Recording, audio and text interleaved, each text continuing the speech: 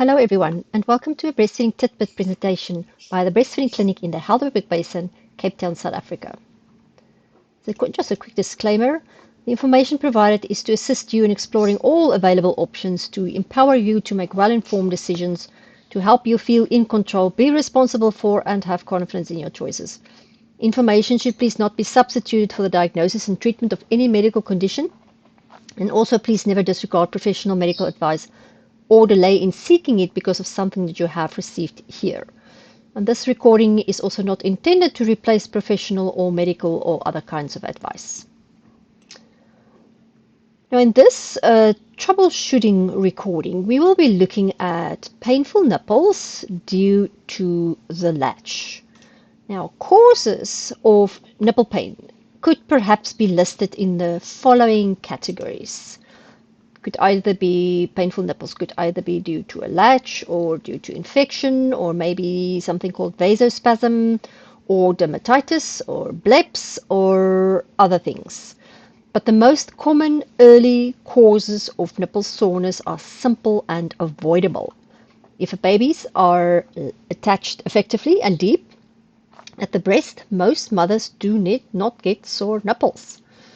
So the first thing we will do, whether or with any issues, whether it is with the breast like engorgement, mastitis, or a plugged duct, or with the nipple like nipple pain or cracks, or with the mother's milk supply, or with the baby's weight, or with the baby's behavior, the first thing that we will do is look at positioning and latch, because more often than not, that is the cause of a problem. So please watch the recordings on positioning, attachment, and suckling, and for your convenience, I have listed it in the comments below. So if your nipples are painful, when a baby lets go of the nipple, it's helpful to have a look at the nipple shape immediately as the baby comes off, or as the nipple comes out of the baby's mouth, because the shape may indicate what we need to do to get the baby to latch deeper.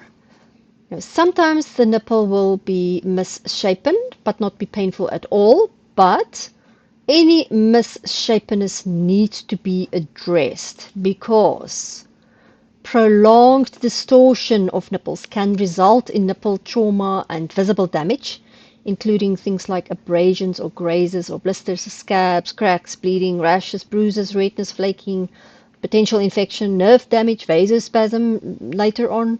And this could lead to a reduced milk transfer, a reduced milk intake, a reduced milk supply, and then possible early weaning. So let's look at a few distortions or misshapen nipples and how you can remedy it. Okay, so let's say baby breastfeeds and comes off the breast, and you notice the nipple immediately as baby comes off the breast. And you see that the nipple is compressed, like there's a line or a central ridge on the nipple. So a baby who is too far away from the mother, resulting in a shallow latch, may cause a central ridge shape on the nipple. And the compression like this could lead to a reduced milk transfer. It could lead to lower milk supply. It could lead to blockage in parts of the breast. It could lead to vasospasm in the nipple, etc. So a possible reason for a central ridge could be a baby who is too far away from the mother. But now, how can we help this baby to get a deeper latch? Okay, well, for one, make sure the baby is positioned comfortably. And here are the 4 key points of positioning of the baby, again, because we did discuss this in the recording on positioning. So number 1, notice whether the baby's head and body are in line. We just say look that the baby's ear, shoulder, and hip is in a straight line. We don't want to see that the baby needs to turn his head or neck to the side. Number 2 is also notice if the baby is very close to the breast, so that their whole body is touching yours. So bring the baby closer. Make sure that there are no gaps between you, and maybe consider lying back a little. Number 3 is note that you are supporting the baby's whole body. And number 4 is baby facing the breast, approaching the breast from below the nipple. So have baby's nose to the nipple, aiming for baby's palate. So we don't want to see the nipple going straight into the baby's mouth. We want to have an asymmetrical latch. So the key points for attachment or latch, and we did discuss this in the recording on attachment. So number one, more areola is visible above baby's mouth than below, depending on the size of the areola, because the mother may have a very small areola, which is completely covered by the baby's mouth, like the baby in the slide. And if the mother has a very large areola, one can always see some areola outside, but this will be above baby's mouth. We will see more above than below. Anyway, we also want to see that the baby's mouth is wide open, the lower lip is turned out, and the chin is touching the breast. And we don't want to see mouth corners. We only want to see baby's round cheeks buried in the round breast. And then also suckling, make sure that the baby is suckling effectively and getting milk. And here are some key points of suckling, and we have discussed this in the recording on suckling as well. So signs that the baby is getting milk easily is the baby is taking slow, deep sucks, that long drop in the jaw type suckling when the oxytocin reflex brings down the milk. And you can see and hear the baby swallowing, and the baby's cheeks are full and not drawn inward during a feed. And the baby finishes the feed and releases the breast by him or herself and looks content. And these are signs that are telling us the baby is getting the milk and suckling effectively. And just as a reminder, if breastfeeding hurts, but somebody tells you the latch looks great, seek help from a person trained in breastfeeding support, because it should not hurt at all. Okay, so when the baby is already as close as they can be, a central ridge may be due to a bubble palate or a tight tongue. So high bubble palates are often seen in babies who have a tight frenulum or a tight tongue. Perhaps have baby's tongue function checked. And you can also address this with positioning, which we will have a look at now. Okay, so let's look at another common distortion. So a baby breastfeeds, comes off the breast, and you notice the nipple immediately as baby comes off, and you see a lateral wedge shape on the nipple, almost as if the baby's tongue compressed the nipple into that shape. So a baby who is overshooting with their nose buried in the mother's breast may cause a lateral wedge on the nipple. So I ask the mothers if they see a lipstick shape on their nipple. Now, often these mothers say that they have to make space for the baby's nose on the breast because the baby's nose is squished into the breast. And we don't want to see this because this is more a symmetrical latch or overshooting. We want to see an asymmetrical latch. That is what we want to see, with the baby's head tilted back and the nose free, but the cheeks and chin buried in the breast. So the asymmetrical latch brings the nipple to the baby's palate and comfort zone in the mouth, where there are no abrasion or friction or misshapenness or nipple distortion, way at the back of baby's mouth against the palate. With a symmetrical latch, like a picture more on the left, the nipple gets trapped between the strong muscles of the tongue and the hard bone of the palate, like jamming your finger in the door. Although the baby on the left is more symmetrical. It's not really overshooting that much, but it could still hurt the mother's nipple. So how can we help the baby get a deeper latch? Well, perhaps reposition the baby with the nose opposite the nipple when latching, and have baby's jaw away from the nipple. And maybe consider a little sandwich hold where you indent the breast gently for the latch. So it's often more painful if the nipple is already sore and the baby is latched to take the baby off and reattach the baby. When the baby has a vacuum, just pull the baby's bum closer to you so the head can tilt back and the nipple be more asymmetrical in the baby's mouth. That might be less painful than taking the baby off and reattaching the baby. Now, what if the baby is already as close as the baby can be with the head tilted back? Then a lateral wedge may be due to, again, a high palate, which again is often associated with a tight tongue. So, yeah, and this could lead to the same kind of problems: reduced milk transfer, low milk supply, blockage in parts of the breast, vasospasm, etc. So have baby's tongue function checked. In the meantime, try and support the breast from underneath baby's jaw. So this is based on kind of the medieval way of nursing, looking at paintings of mothers and babies from previous centuries. A lady called Myrtle von Lonkhuizen has developed what she calls the Concord hold, because this hold lifts the breast, but it angles the nipple downwards like the nose of a Concorde aircraft. So when a mother supports her breast where the baby's lower jaw touches her breast, it also helps to lift the breast over the jaw. And the parent's arm also pulls the baby's lower body closer, allowing the head to tip gently back. So start with your fingers between your breasts on your chest and just slide your fingers down your chest, around your breast to below where the baby's jaw is, and then start lifting the breast until your nipple feels more comfortable. And some others lift their breast so that it kind of forms a straight line with baby's jaw. And this lift may change the positioning of the nipple past the deep palate in the baby's mouth, more towards the comfort zone, so they don't feel as much pain when the baby's feeding. Okay, now we saw that overshooting with the nipple touching the nose or buried in the breast may cause a lateral wedge shape on the nipple. But overshooting may also result in a crack at the base of the nipple. And the overshooting baby's top lip often has a sucking blister from moving or rubbing on the breast. And also positioning the baby too high on a pillow can result in a crack at the base of the nipple. So this slide just summarizes the management of sore nipples. So number one is look for the cause. And the first thing we can do is to make sure that you and baby are comfortable, in a comfortable position, that attachment is deep, and that suckling is effective. So watch the recordings on positionings, attachment, and suckling.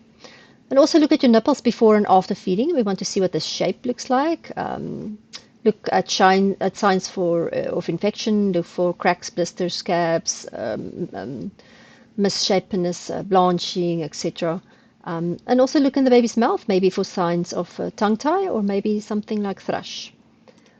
And ensure appropriate treatment. Now, there is currently no international consensus on optimal skin wound care. So as mentioned, often babies, just adjusting baby's positioning and attachment is all that is necessary.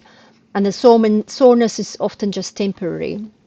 And with effective positioning, the pain will often decrease, and the mother can continue to breastfeed while her nipples heal. And as soon as breastfeeding, as soon as the latch is deep, breastfeeding should be comfortable. So changing the baby's position for some feeds may help to avoid pressure on the sore areas of the nipple, but usually when the latch is deep enough, position changes aren't really necessary. So if the pain and damage is due to engorgement, maybe do some reverse pressure softening and lymph draining, and then ice packs or cold packs, etc. And you can see the recording on engorgement for tips on that. Now, breastfeeding normally, or if pumping, just express just enough for the baby. Don't make too much milk and cause a hyperlactation. And please see your healthcare provider if the pain is deep in the breast, or if it continues between feeds, or if it persists after attachment is adjusted, or if there's itchiness or a possible infection. And mothers shouldn't use a nipple shield as a routine measure because they do come with a lot of T's and C's. Now, things that do not help is stopping breastfeeding or limiting feeds or applying harmful substances. And a mother should not stop breastfeeding to heal the nipple because the breast can become engorged, which would make it harder for the baby to attach to the breast. And it may actually also decrease the milk supply if the milk is not removed with that feedback inhibitor of lactation. And a mother shouldn't limit the frequency or length of feeds. Limiting feeds will not help if the basic problem is not addressed. So a few minutes of suckling with ineffective or shallow attachment can cause damage to the nipple and breast. but 30 minutes of suckling with effective and deep attachment will not cause damage to the breast. A mother should also not apply any substances to the nipple that would be harmful for the baby to take into the mouth, or which requires removal before breastfeeding, or which can sensitize a mother's skin and make the nipples more sensitive. So an ointment is not a substitute for an effective attachment. So notice we didn't start the treatment with an ointment. Ointments will not address the cause of the pain. So we start treatment by looking at positioning and latch. Now, lactation-related nipple damage rarely requires topical or oral antibiotic application, but sometimes it does. There are published evidence or best practice or general wound care guidelines that, or most of them, do not support the use of saline soaking or salt water for pain or nipple damage. So please don't soak your nipples in salt water, and also avoid cleaning your nipples too much, because this might cause, or just avoid cleaning them at all, because it might cause pain and skin maceration, especially women who soak their nipples in salt water. It causes skin maceration. It's like when your skin is in contact with moisture for too long and the skin looks wrinkly. It may feel soft and wet and soggy to the touch. And this is going to worsen the nipple damage. So some mothers do apply a thin layer of purified lanolin between feeds. If that helps, great. But if the nipple and areola appears red or inflamed after applying something like lanolin or hydrogel sheets or antifungal gel or other topical applications, redness or inflamed appearing nipples might be due to an allergic reaction, but it's mostly likely due to a moisture-associated skin damage. So, as mentioned, overhydration makes nipple skin more vulnerable to pain and damage, and it should be avoided where possible. And also no drying agents on the nipple. Wounds exudate is mostly protective, but a severely purulent exudate, which is thick and green and yellow and has a strong unpleasant odor, might warrant topical antibiotic treatment. So please go and see your doctor. So a mother should also not attempt to remove damaged tissue. Scab formation is actually part of the healing process.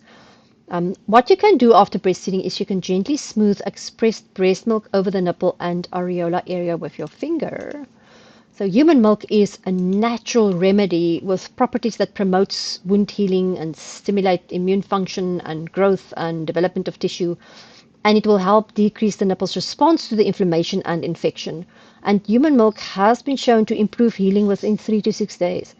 So express a few drops of milk and apply generous amount of this breast milk to the damaged area on the nipple after feeding, and just allow it to dry. So treating nipples with low-level laser therapy, which has pain relief, leaving an anti-inflammatory and healing actions on the wound, has been shown to result in pain reduction and nipple tissue regeneration, but it's kind of expensive, and also the person providing the treatment need to know what they're doing. And again, please, if you suspect pain is due to infection or dermatitis or bleps or vasospasm or something more sinister, please contact the appropriate care provider.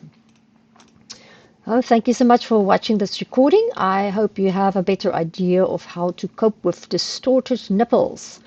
If you would like to watch the free breastfeeding class series, please visit the Breastfeeding Clinic at www.breastfeedingsa.co.za, and feel free to subscribe to this channel for more breastfeeding class and tidbit recordings. And take care till next time.